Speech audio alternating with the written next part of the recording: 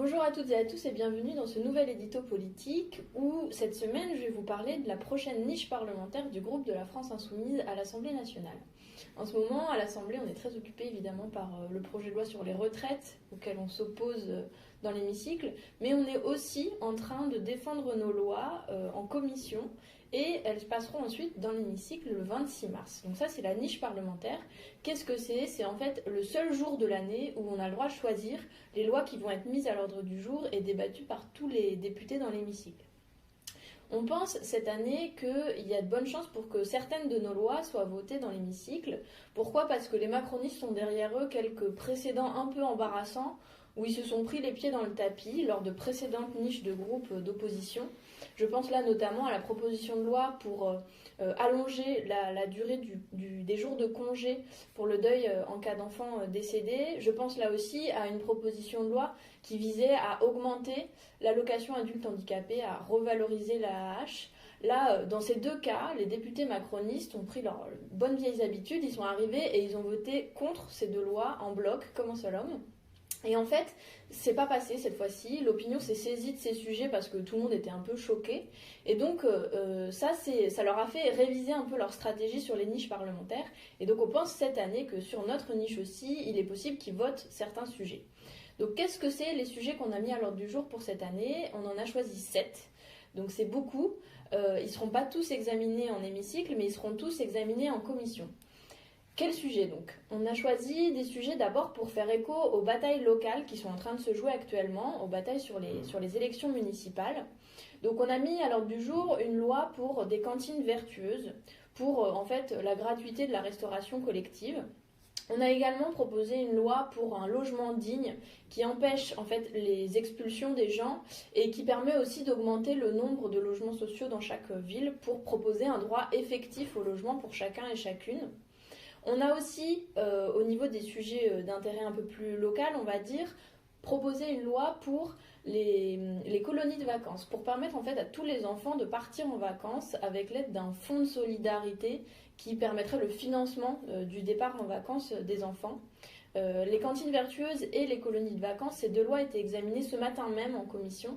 Les autres seront examinées la semaine prochaine. On a aussi voulu présenter des lois pour mettre en lumière les violences extrêmes qui se sont passées cette année. La première, c'est une loi contre les violences policières en fait, parce qu'après un an de gilets jaunes, un an de manifestations violentes et aussi une année maintenant et demie macroniste où tous les jours sur les réseaux sociaux on voit les forces de l'ordre interpeller de manière extrêmement violente parfois les manifestants, on s'est dit qu'il fallait insister sur ce sujet.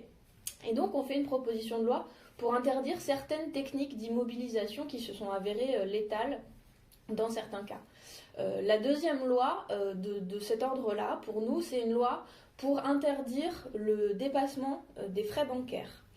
C'est pas la même violence, mais c'est une violence sociale, celle-là, parce que pour beaucoup de gens qui ont des revenus déjà très modestes, les frais bancaires viennent s'ajouter à leur situation compliquée et les banques ponctionnent en série comme ça des agios, des frais pour chèques qui ne passent pas, cartes bleues qui ne passent pas et ça crée des situations de surendettement.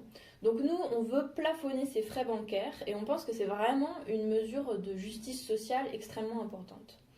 Et enfin, la dernière série de lois, on va dire que c'est des lois qu'on a posées pour faire résonner le travail de nos camarades eurodéputés qui sont élus au Parlement européen depuis l'année dernière. Donc 2 lois de cet ordre-là. La première, c'est la transposition d'une directive pour protéger les lanceurs d'alerte. En fait une loi qui a été prise au Parlement européen et qui doit être transposée dans le droit français. Et donc nous, puisque la majorité ne le fait pas, on se propose de le faire à leur place.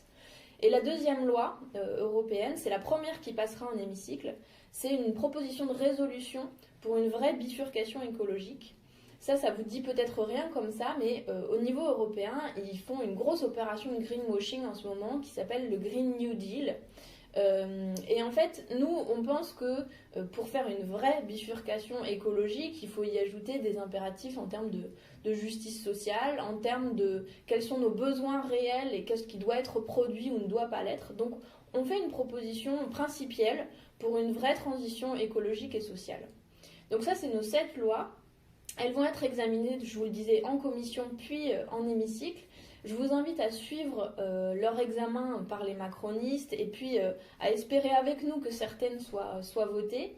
On a fait pour ça un site spécial, une page du site particulière où vous pourrez retrouver toutes les informations. Et puis sur Canal Phi, évidemment, plusieurs éditos qui vont être consacrés à ces différentes lois. Voilà, à très bientôt.